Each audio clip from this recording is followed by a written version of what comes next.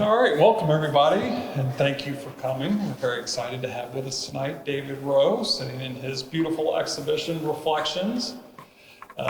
Before I tell you a bit about David and we get started, just a bit about the format. So for all our talks, we do them live here in person, but if you can't make it in person, we also live stream it on Facebook.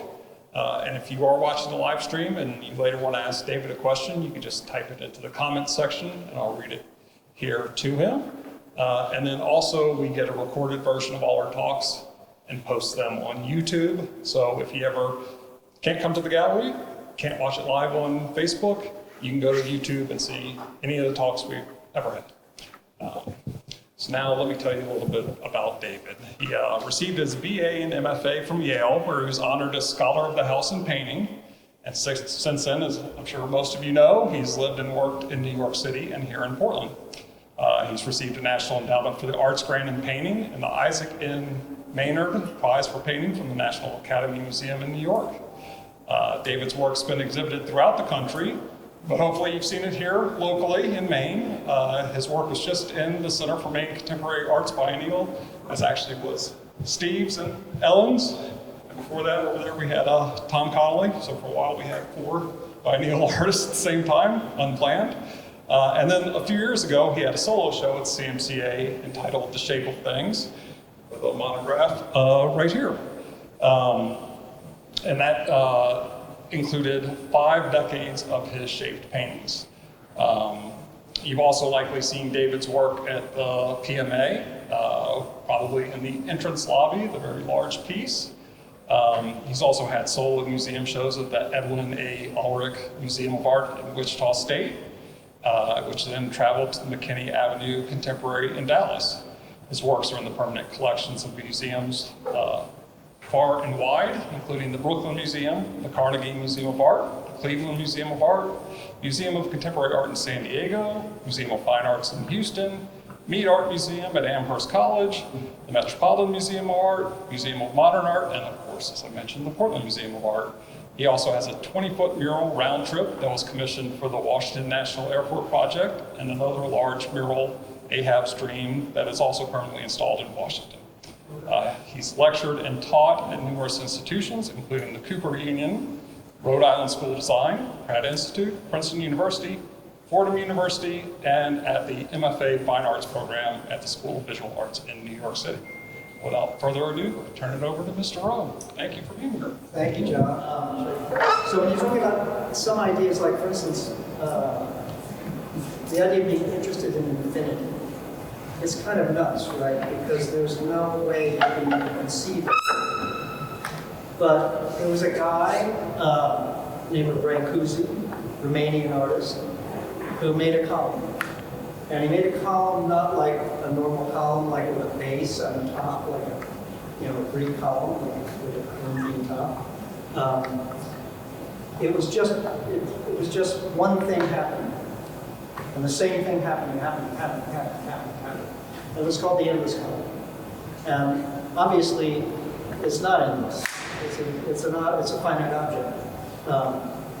But you get this idea that it could be endless. And what really interested me about that work was the idea that he's talking about what's in the viewer's painting. He's talking about not what's just in the object, but what the viewer can then extend from the object. And so, an artist makes something like that object, and all of a sudden the concept of infinity is not so hard to deal with. It's something that you can do, and it's because it's an image, it's because it's there that you can see. And it's much more interesting than a physicist talking about infinity. So in any case, Brancusi is a huge influence on me, always has been. I probably saw the work first in the mid-late 60s in the flesh. And I think at that time I just thought, well, this is really interesting work, but it hadn't really gotten into me yet. But what happened was I started to make paintings out of his work. I started to make paintings with columns. In fact, some columns that I just directly ripped off from him. You know, I started making them with like extended ladders, with concentric ellipses. Anything that started somewhere and grew outside the canvas, grew beyond the object. And he was the impetus for that. And I basically got to a certain point with that where I started to think a lot about what's in the viewer's head. And the first thing I did that kind of changed that was I started to make them in panels, and I would separate the panels so that there were gaps in the image. But there were gaps that the viewer could fill in. In fact, their brain would fill it in, like without them even thinking. And that is probably the longest concern that I've always had, which is what's in the viewer's head, what's going on in the viewer's mind. So I've got a few notes here about kind of other things that happen in the work, and all of this work is just part of that continuum. It's different from the earliest work, but it's still involved with that same idea about what's in the viewer's head. So another thing that I've always been interested in is this idea that everything that we look at in the world is a fragment. You know, if you're looking at the rocky coast of Maine, it's a fragment of some much, much larger geographic thing. And it's really true of absolutely everything. So I just got into this idea about what's wholeness, you know, what's the part to the whole. That was kind of the next iteration of this same idea. Basically, so fragments. There's also this idea about what's missing. When you have the idea of a fragment, you also have this idea about what is this larger thing. And so I started to make work of fragments that were clearly fragments of things, fragments of ellipses, fragments of ladders, concentric chevrons, and so on. And it was all about this idea that you have a fragment, and in your mind, you actually start to extend what is the rest of this. And so again, this is an idea about what's in the viewer's mind. So another idea that has always interested me is paradox. I've used a lot of ellipses. Ellipses are in this painting, that painting, that painting, that painting, that painting, bigger. And an ellipse is a really interesting thing. An ellipse can be read at, like if you're looking across a table and there's a coffee cup on it, what's a circle in that cup becomes an ellipse. So an ellipse can be a circle in space. An ellipse can be a number. An ellipse can be a sound. It can be, there's so many things that ellipses can be. And I have a definition that's really, really, I love. The definition of an ellipse is a circle with two centers. A circle can't have two centers, right? So, just an ellipse is a paradox in and of itself. So that's the reason I've been using it in my work forever, and I will continue to use it. Excuse me.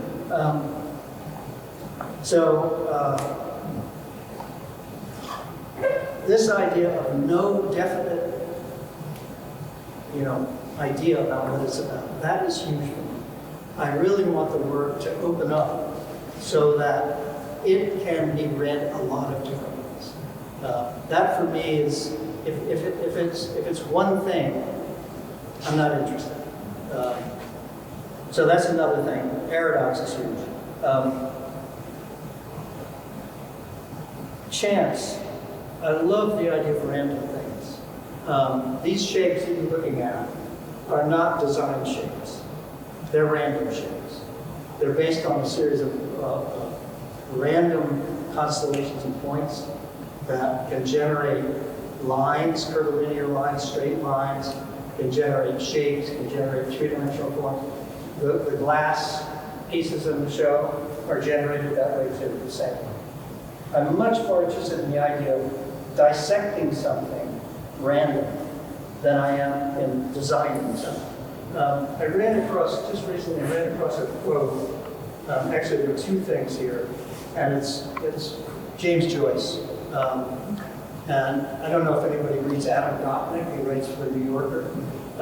And he wrote a piece about Joyce, which James Joyce has always fascinated me. Clearly, language-wise, he's beyond me, but he's a fascinating character. So what Gopnik had to say about him was, Joyce didn't think art was a substitute for religion or that it had spiritual sources or powers. He didn't believe in miracles. He believed in coincidence. And then he has a quote from him. Joyce says, "Chance furnishes me with what I need. I'm like a man who stumbles. My foot strikes something. I look down, and there is exactly what I'm in need of." Another quote from Joyce. "The artist begins with the arbitrary, the accidental, the insignificant, and transmutes them into an object that has intention, design, and significance." This is so much, I mean, when I read this, I thought, this is about me. I love the idea of a chance thing. That to me is what I need. I need that same thing he's talking about stone. So chance, it opens up this idea about what's possible. Essentially, anything's possible. The random and the chance and coincidence, to me, are really my subject matter. So I've kind of run through everything I was going to say. So maybe we could just open this up to questions. Yeah. I find your perspective quite interesting, especially the notion about infinity. Because that's something that's struggled with for repetition. Interesting. No, that's not true. I majored in mathematics. There's a big difference. So that is always bothered my mind. So having said what you said about that, along with a number of other things, could you take a piece of work and comment on the work from the perspective that you just spoke? Okay. Sure. One of the things about these shapes is that, okay, so there's some points. I build a shape from those points. But then there's the question is, what's the orientation of that shape? Basically, that shape, there's 360 degrees that you can spin that shape. So the shape is just kind of the beginning of something. When I decide, the way I decided on what orientation, and some of these shapes are the same shapes in different orientations, but when I was going to decide, the only rule I had was no line in that shape is going to be parallel or perpendicular to anything in an architectural space. So it floats in that space. It's not grounded in that space. So once I do that, then I also need a space for the viewer. And the viewer's space, there's a horizon line or a plumb line in every single one of these pieces. And a horizon line is something that can act exactly the same way that I was talking about things moving off the canvas. Horizon line, I love the idea of a show where the horizon line connects from one painting to another painting to another painting to another. So that's one aspect of that continuation beyond. Does that kind of answer what you were asking? So let's look at the piece behind you. Okay. So speak to that piece in the terms that you did. Well, this one, it does have both a plumb and a horizon line, but it's kind of broken. Kind You of. can see this. This is a plumb line, and this is a horizon line. So, I mean, every single one has to have it. It has to have it because, as far as I'm concerned, if there's not a place that the viewer can ground themselves in, then where are you? Where are you? Well, wait, didn't you say that your paintings don't have anything that's parallel or The object of the object? Oh, but you mean the shape? the shape. Yeah, the frame shapes. Yeah. Because I wanted to float that shape in the space. I didn't want it to settle into the space. Okay. And that's just a question of normally what we see in artists making rectangles is that the rectangle is to the architecture as a Russian doll is to the next Russian doll. Right? It fits into that. And in fact, in New York City, you could go beyond the architecture and it could fit into the city. So I wanted to divorce it from that. I mean, that grounding for me, one of the big issues here for me is that there's a difference between an image and an object. So, when the image goes out beyond the object, then the image has a life beyond it. That object is capturing one piece of it. Make sense? Yes. Is there any cliff in that? The thing about an ellipse is that there is an ellipse. This is an ellipse. I thought so. It's a cropped ellipse. It's a cropped ellipse, yes, it is. And that's another question of me kind of saying that the painting, that the image goes beyond it. How can an ellipse be a sign?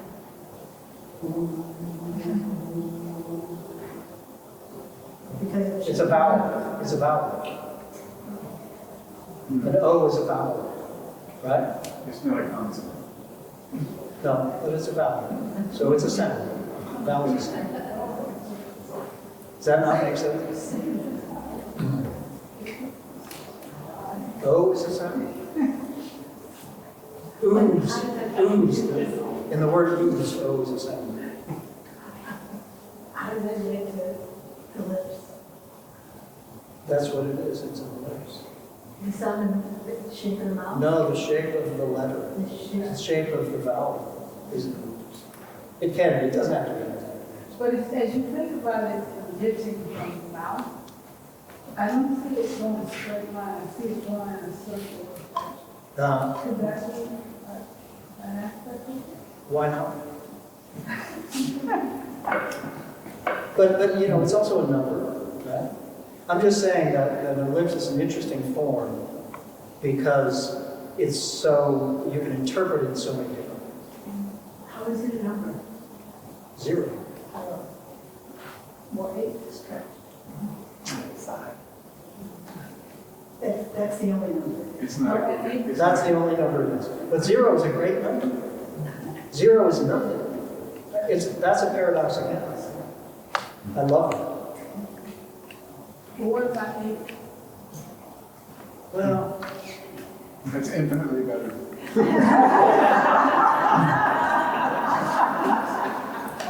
So you're talking about shapes and stuff. So would you like to change the shape of the building in the walls? no, I want to play off it. You just want I want to play off it. Because, as humans, we need that grounding. We need that grounding. Do you think arguments like that? Well, I mean, here's an example of this idea of grounding. Do you know what would happen if you went into a room where the floor was red, the walls were red, the ceiling was red? Do you know what would happen? What? You would start to flash green. It would be green, green, green, green. Your body wants homeostasis. Your body wants to even out. The idea of it being radically one way or another freaks it out. There's a really interesting book that I just read, Michael Pollan. You know the author Michael Pollan? It's about consciousness, and one of the main things about consciousness is that we need homeostasis. And our body will fight for homeostasis. And we will in fact make the world work for us in terms of homeostasis. Do you think everybody's alike? I think everybody's body on that level is pretty similar. I can't imagine that people could be that different. But I think an interesting thing somebody asks is, would you like really not to be rectangular? And the real irony is that our house here in Maine has maybe one or two right angles. And the rest of the house Isn't that house? no, well, it's old now, 35 years now. It's just an interesting concept, you know, Yeah, yeah. where are we really? So maybe you don't want to rectangle. Well, I wasn't talking about rectangle. I mean, okay, point taken, point taken. It's your favorite. No, you don't have to do that. I was just like drifting off into, ellipses and angles and stuff, and they just kept going in different ways for me. Well, Frank Gehry is an interesting example of that. Oh, yeah, I mean, Frank Gehry. Amazing art. And he's pushing, definitely pushing. Yeah. Could you say a little bit more about moving from what I see as basically two-dimensional to more three-dimensional letter pieces? Like relating to the glass pieces, or? Yeah. I had a schwannoma. People that may not know, schwannoma is a tumor on my spinal cord. And it was a big deal to have that operation, but it went well, and I was fine. But they had to open me right up. And so I could only draw for a while. It took me a while to even start walking.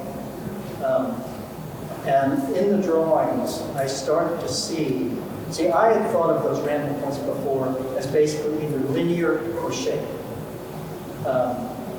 And I started to see that I could make a three-dimensional form with those points.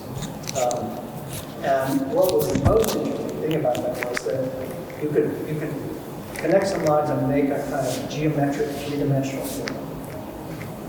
And you could also take the point that's closest to you in that form and make it the farthest point, basically like turn that form absolutely inside out.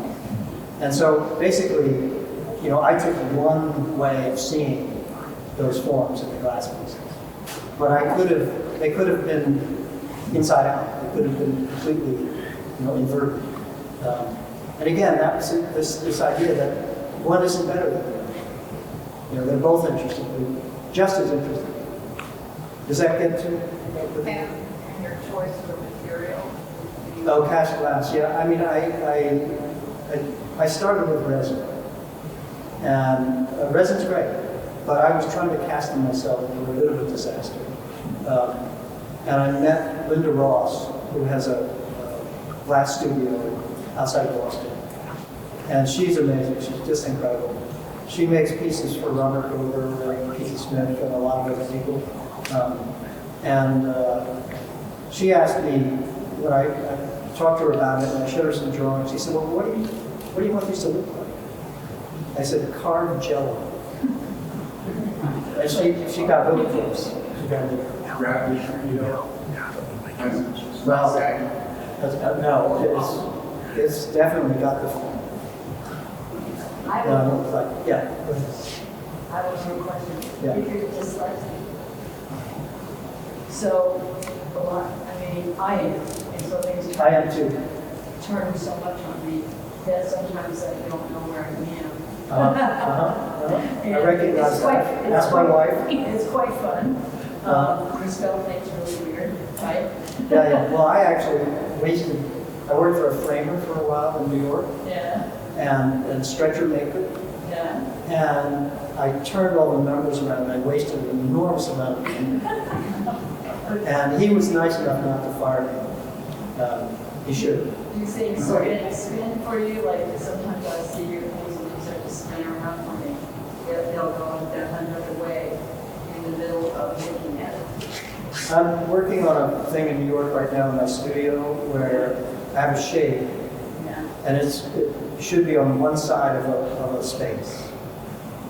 And opposite, and you can't look at both of those at the same time, is the mirror image of that. And then perpendicular to that is a shape. That same shape turned upside down. That has a mirror image of that. So that's, for me, that's that idea about mirrors and spinning and changing. So it's very much of So it looks like somebody, I think we have a gift. Some people think we have a problem. I think it can be both. But it's an interesting thing because I can see that in these things. Yeah, the thing with me in direction, I have a terrible sense of direction, which I think is very much a part of this. But I am exactly wrong. When I take a right, it's a left. No, I think there is something about artists and dyslexia. I think it's there. Somebody has questions? Yeah. In your beginning talk, you were talking about the part-hole problem. Hole Oh, problem. my holes and parts. Yeah, I think that's essentially a concern of all painters, whether it's within a rectangle or the other element is your sense of closure, which is a force within all humans, which tends to complete those ellipses. Right, yes. And also rectangles and triangles. We, as humans, we are all, in terms of Gestalt perception, Right. we're all driving towards simplicity. Yes. And you use that beautifully. I have a couple of questions as a painter. Whether or not you play with the size differences in an ellipse like that goes back. In other words, is the top wing of this ellipse behind you and the bottom wing the same size? They aren't always. In this case, I think it is, actually. But they aren't always. They're the same size. Sometimes Do you change? I make a closure into another size ellipse. Yeah. 'Cause if You know what's have- interesting about, sorry, go ahead. Well, if you had an ellipse in space, it would be a little bit different. That's true. Further away. That is absolutely true. That's absolutely true. You're right. And, it works if it's the same side. I just wondered if you were trying to, play with that. I do play with it. I do play with it. Absolutely. The other question I have is about your works here. The textural quality of the lights, for example. I find that really interesting, and as a painter, kind of curious about your process of how you make those as opposed to these relatively, these very flat images. I also want to know what kind of paint you use. If you're going to tell me anything about that. I'll answer the easiest part first. I don't buy paint by the brand. I buy by the color. So I buy all kinds of paint. And I probably own cartons of paint I'll never use. I have a huge amount. So that's the easiest. What was the other part of the question? I wondered about the textual qualities of Well, the textural quality, right. We were just joking about being on an island or being near the water and getting that into your work. And when I started working on Cushing's, I would go to the beach and get sand. And I'd put that white paint down and I'd throw the sand into it. And then I'd pull a knife across it. So that's, if it was textural, is that what you're asking about, the textural aspect? Well, it seems like there's a play between the qualities of the white and the quality of the black. The black seems to be very flat and matte, where the light has a kind of activity on the surface, which you don't get in the bigger painting. Yeah, I think maybe that has something to do with the difference in contrast to the ground color underneath with the black. Is that how you make it, with a ground color first? Yeah, And then you layer on the black? Yeah. Do you use tape? Yes, I do. Thank you. Your release. Very highly technical questions. Very cool. You talk about fragments, and in our contemporary moment, you would be a fragment as an artist communicating with audiences or musing about whatever you muse about. And I wonder in this moment in time, outside of yourself, when you're participating in our society, whether or not your fragment as a part of the larger whole, what do you imagine your impact on that whole to be? Tough question. Tough question. Really tough question. You know, it's interesting being an abstract painter because it's a relatively niche thing. But I think about jazz musicians, and they also are a niche thing, but they do the most amazing art that really anybody does. So I take part in that. I really have no idea how much influence the work would have culturally. Maybe I'm afraid to even think about it. But I do feel like if I have some interest in it, there's got to be other people who have some interest in it. But as far as, I mean, you know, I like when you were talking about this notion about an individual person being a fragment of this larger thing.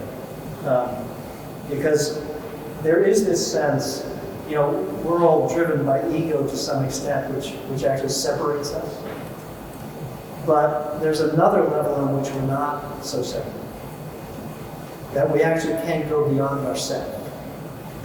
And I hope that the work has the possibility to do that. You know, that it's not just my ego trip. That other people can relate to it, and that it somehow fits to some larger scheme. And I would hope. Yeah. Good question. Tough question. Yeah. Here's an easy question. You said an ellipse has two centers. Yes. I don't get it.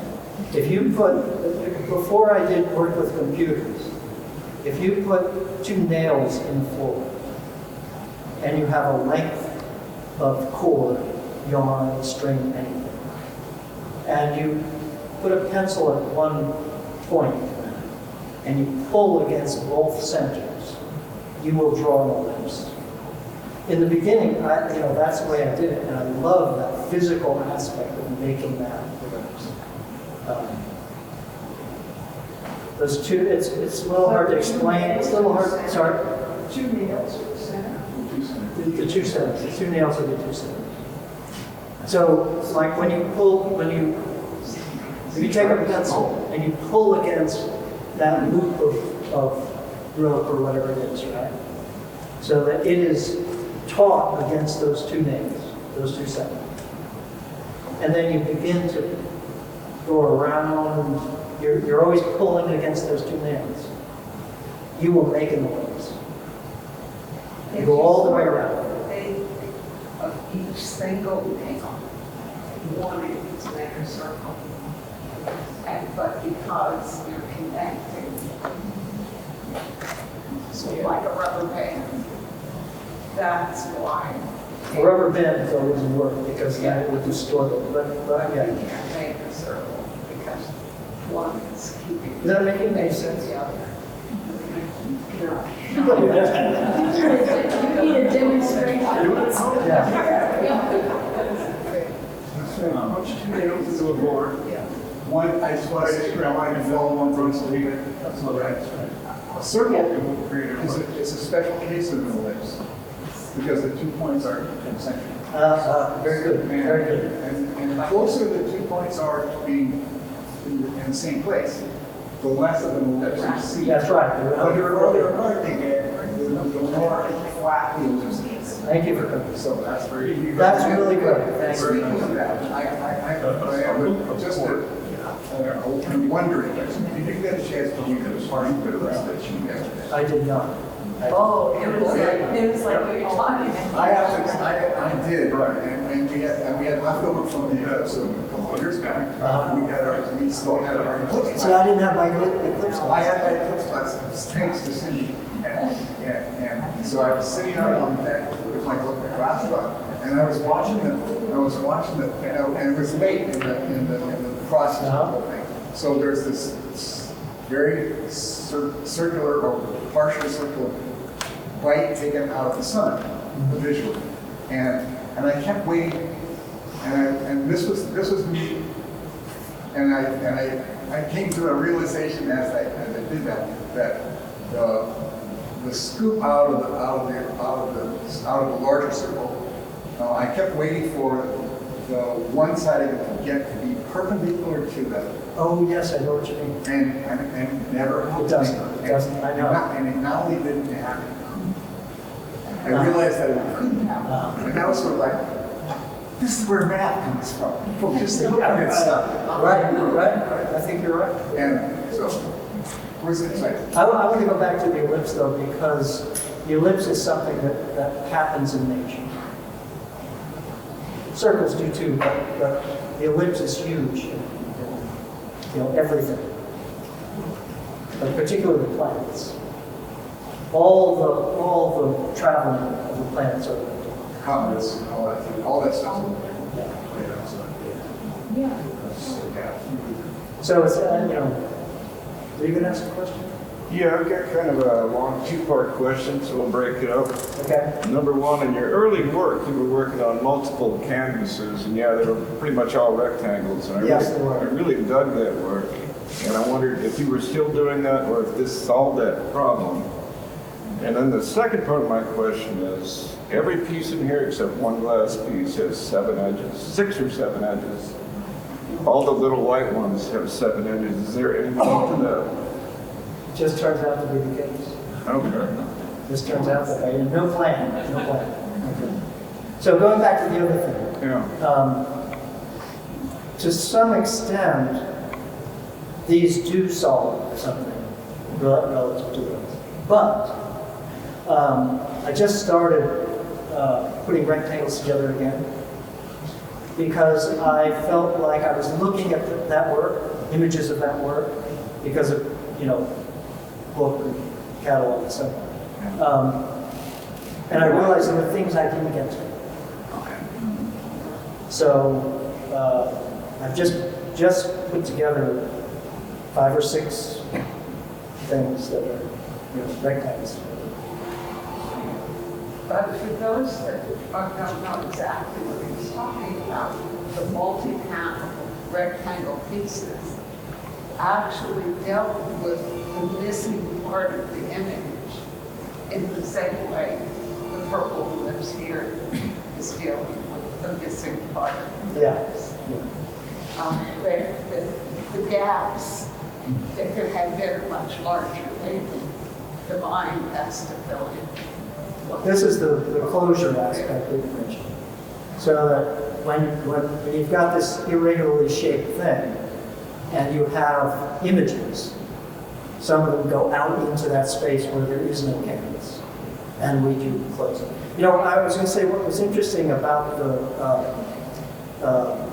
Gestalt thing is that, I studied in this kind of Albers environment. And so Gestalt was something that there was a book, it was a blue book, I can't remember the author, and it was a huge long book. And I remember reading it and thinking, this is kind of interesting, but I really have no interest in this. And here I am. Or did you remember says it was blue? Okay. That's the way I remember the cover was blue. But that's kind of the way I remember things. It was called Art and Visual Perception by Rudolph Arndt. Rudolph Arndt, very good, very good, very good. We were all raised on it. Yeah. But it's come to be actually more reinforced, these ideas, by current neuroscience. Oh, interesting. Yeah. The notion of closure. Yeah, closure, simplicity, the drive to kind of make sense, like dot, dot, dot, dot. Uh-huh. No, no one does it. Dot, dot, dot, dot, dot, dot. There you go. And there's no logic in it that says that's what it should be. Right. But that's what drives it. We're humans. And that's the characteristic of your commonality in terms of human beings. Everybody's going to see this work the same way in that regard. Not necessarily meanings or other levels of interpretation. Yeah. But the cues are there for all. No, I think that I've been reading a lot about neuroscience lately. Mostly because this Michael Pollan's book, A World Appears, is the newest book, and it's just totally fascinating. And I returned to that thing, Cindy, about how people are different and how people are the same. And I think there's some very basic aspects of consciousness that we share, even though we're different in a lot of ways. So what is the color? What does the color speak to? Which colors speak of what? Color for me it's such a huge, there are infinite number of colors, right? So I really can't conceptualize it. I can only decide, does this do something? Does this give me a feeling? Color for me is just all about that. It's all about feeling. And so all my decisions are based on how it feels. And if it has a strong feeling, I go for it, Don't you wish you could get in somebody's brain and see how they see your stuff? Yes, I do. It would be Yeah. great to know how do other people, how you visually see it this way, but I might not be seeing the way you are. This is the thing about making art. Like, we have intention, somebody's calling. We have intention about what we do. And we have no idea how it's going to play out for other people. And so I'm really fascinated with that idea, because I'm very active about how are people seeing this. Even though, having said what I just said, I think there's certain things, like you were saying, that we as humans go toward. But, I mean, it's about the viewer. I'm a viewer. I've spent, I was lucky enough, when my parents lived outside the United States, to have the Ford Foundation give me a ticket to go around the world every summer. I didn't have to go all the way around, but I could go to India, where my family lived, through Asia, or I could go through Europe. And I was a kid, but I could stop anywhere I wanted. It was an open ticket. So I would go to Madrid and go see the Prado. I'd go to Paris and see the Louvre. And God knows why I was so interested in museums. I don't know where that came from, but I was. Are you an only child? No. Okay. Because 3 brothers. 4 of us. I'm an only child, and like those are the safe places. Maybe there were safe places away from my mother. No, it is true that my family was a musical family. And when it came to me, my mother was so sick of telling my brothers to practice. I think, they just like it. So I had to go in another direction. And I think I wanted to go in a direction they knew nothing about. But anyway, being a viewer, I just love looking at things. Kathleen and I go to museums. She's through that show like that. I'm like, I mean, I just love looking at things. And it doesn't matter what it is. I'm not always looking at abstraction or always looking at any one thing. It's another world. I guess that's what I love about it. It's another world with a whole other set of rules and possibilities and limitations and all that stuff. Well, that's why the ellipse can be a sound for you.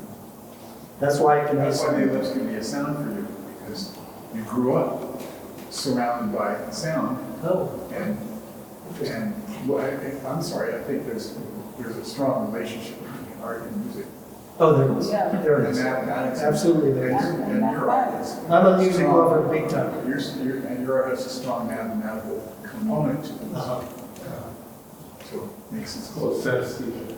What's that? Synesthesia. Synesthesia, right. Crossing. Yeah. Sense boundaries, yeah. John? Yeah, Dick, could you talk a little bit about the painting on the sides and edges and the relation to object versus image continuing? And what I'm specifically thinking about is, so like the one behind you, there are very different colors painted on the edges and sides than on the surface, whereas some of the large paintings in here, you see the colors that are painted on the side bleeding into the flat surface. And also the underpainting, if you talk about it, the underpainting. You're confusing. Are you getting the secrets? But no, I was go together, John's question. Well, John, your question is about, Well, for instance, you know, if you're thinking of the entire painting as an object, Right. what's painting on the surface as an image which continues. For instance, on this, you've got these pinks and greens, if I'm seeing it correctly from here, that are radical departure in color from what's Right. on the surface. Whereas in here, you've got, you know, especially on this big one on the back wall, you have, you know, the blues and greens that are on the sides, but then they're bleeding over into the image. And so I was just sort of interested in how that plays with the idea of the image continuing off the object. so in the beginning, when I was first working, and it still plays out a little bit, I put color down just to have something to start with. So I could just completely do something intuitive, and sometimes it would stay and be reflected in the final thing, but more often it wouldn't. It would just be gone. And so there's that. So that has been something that happened from early. But there's also, somebody was talking about this earlier, Suzette was talking about it. I have this color, I put this color underneath, right? And I'm gonna have something over it. So I can lay out on the floor like a whole lot of colors. And then I can put colors on top of it. And I see this relationship between those two things. And some of those relationships speak to me, and some of them don't. So it's an intuitive thing, but it's specific for me. Like I really know the feeling. I know the feeling that I want. And you know, somebody said a really interesting thing about choice. If it gets down to food, like you're not confused. If you have apple pie and something, peach pie, you know which one you want. You know, so it's that kind of thing. It's really clear. So even though at the beginning there was this kind of open-ended thing, and this is something that's happened. The older I've gotten, the more I know what I want. The more I know the feeling I want. And when I see that feeling, I do it. I don't know how that relates necessarily to. Oh, the other thing I was going to say is that one thing that's happened when you mentioned the object. One thing that's happened in more recent work is that the back is painted around the back too. Yep. And what happens then is you can. I mean, different lighting does different things with that, but you can often look at the very edge of the painting and you can see a color space, you know, a colored air. And I just loved it when it happened. So that's kind of two answers to the same question. Is there anything I didn't get to? No, and let's see if I can move some more hanging and put the light on. Right. What were you going to say? Well, you didn't thoroughly talk about gun and brightness of that. Right. I thought I did. Well, I do want that contrast. I want that really saturated thing. The interesting thing about the metallic paint is that it also is kind of an object in itself, you know. And the fluorescent is not. The fluorescent is like energy. Fluorescent really interests me a lot because it's been around a long time, and we see it all the time. We see it on people's vests, you know, people working on the street, and it's on caps, and you know, so it's all around. But it still feels incredibly fresh to me. You know, I'm a big Matisse fan, but sometimes when I go to see a Matisse now, I'm like, it looks a little dowdy, you know. And fluorescent just has this energy, like freshness. Is that what you're talking about that contrast, about that intense color underneath? Well, the fact that it gets left around the edges and reflects invisible. Yeah, it does that. But the thing about it being left on the edges, by the way, on the shaped pieces, is that when I'm working, you know, I work with a big knife on those, and when you've got these weird shapes, you kind of can't get to the edge, which is fine. I like it, and I never fix them. But that just happens, you know, and I'm happy it happens. One of the things about making abstract painting for me now is that those things are flaws, and I love flaws. Those are the Japanese thing, wabi-sabi, you know, I love it. So I leave it. And sometimes you do go all the way to the edge, and I'm like, well, damn. But there's nothing I can do. I never fix anything. You know, I just let it happen.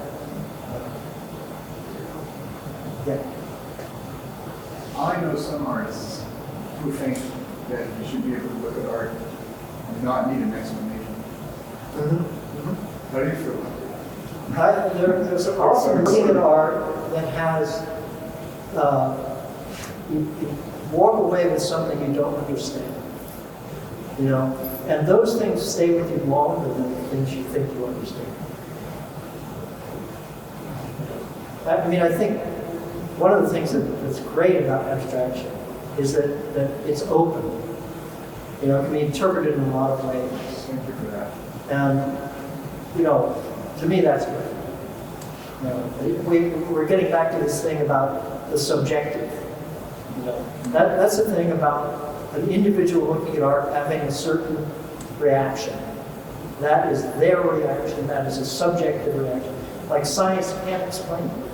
And there's so much that we do as artists that's not explainable. At least what we know is not explainable. Why is Kathy's work like Or it doesn't need so effective to so many people? You can't really explain it. It's a mystery. You know, here's another thing that I haven't talked about. Like, you know, I grew up in an era of minimalism and kind of theory, and a lot of theoretical things. And I remember when the French philosophers were like the rage, and everybody had to read Lacan and blah, blah, blah, blah, blah. And that's all fun, I have no problem with that. But I think that in art making, the subjective and the specific feelings are something you don't get from anything else. You know, a piece of music gives you a feeling that no other piece of music gives you. Why is that? And I love mystery. That's why AI freaks me out. You know, AI is like against mystery. It's going to explain everything. I don't actually believe it would, but No, I agree. We won't. I mean, it doesn't have a body. That's the big problem. We have a body and we die. It doesn't die. So it can't have the feelings.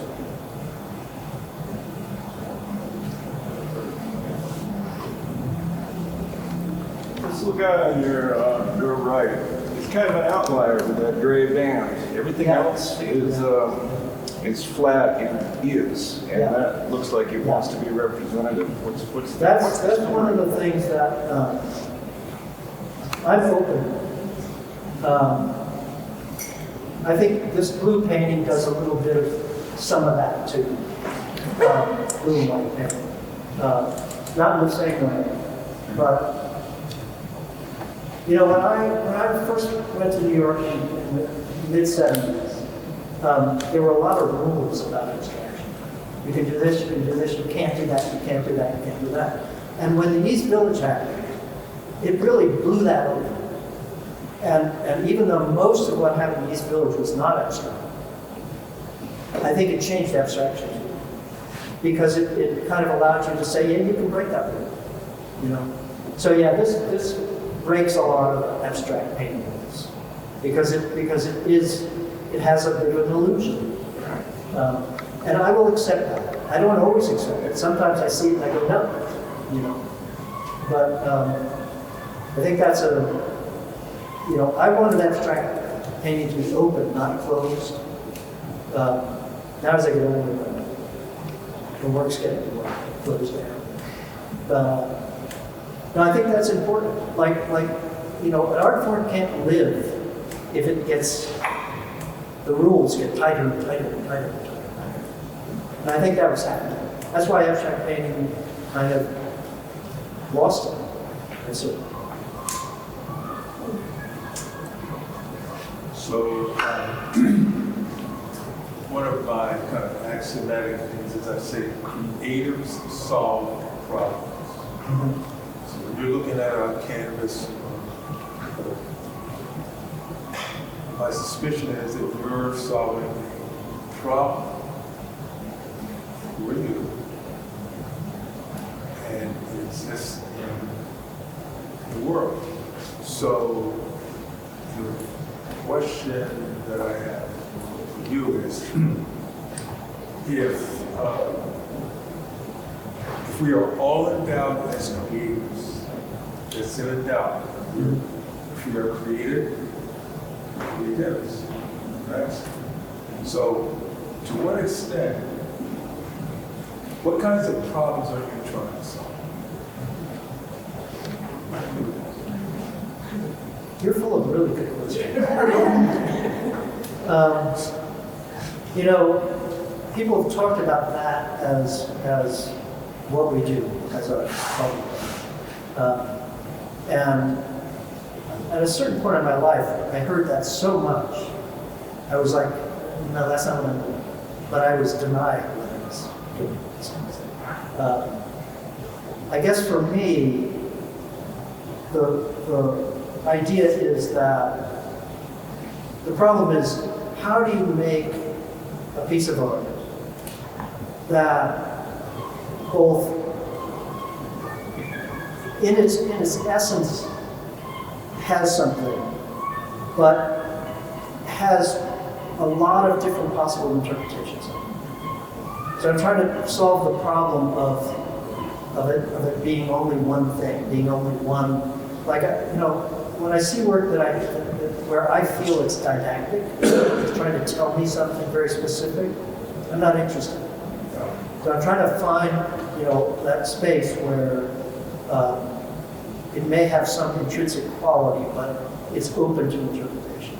Trying to keep it open. Are you interested in being known as a person? My ego is interested in that. But I have to say, the older I get, it's really interesting. I'm much less interested in what people think. You know, I just figure, okay, I want to make this thing. Like some people have said to me, and they're right, that fluorescent color is a problem to use because it's not, it doesn't last. And I know that. And I know that there are some things you can do to kind of mitigate that to some extent, but basically it's true.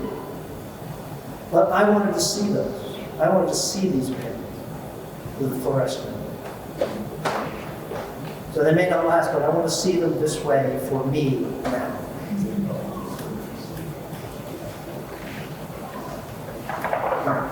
Is it play or is it work? I'm either always on vacation or never on vacation. Are you on vacation at work? What's that? When you're painting, or are you on vacation? Play is a big part of it. Play is a big part of it, but that's a little bit of a simplistic thing, you know, because Sure. there's something serious about it. But I'm serious when I say that when I think about my life, you know, my life is pretty consistent.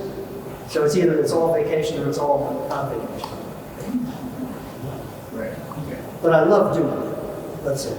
I mean, I really do feel, I saw an article about them finding some spears, hunting spears, and they were found in a peat bog.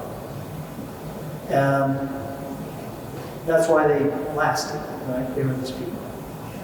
And when they dug them up, they found they were aerodynamically incredibly sophisticated. They were really light.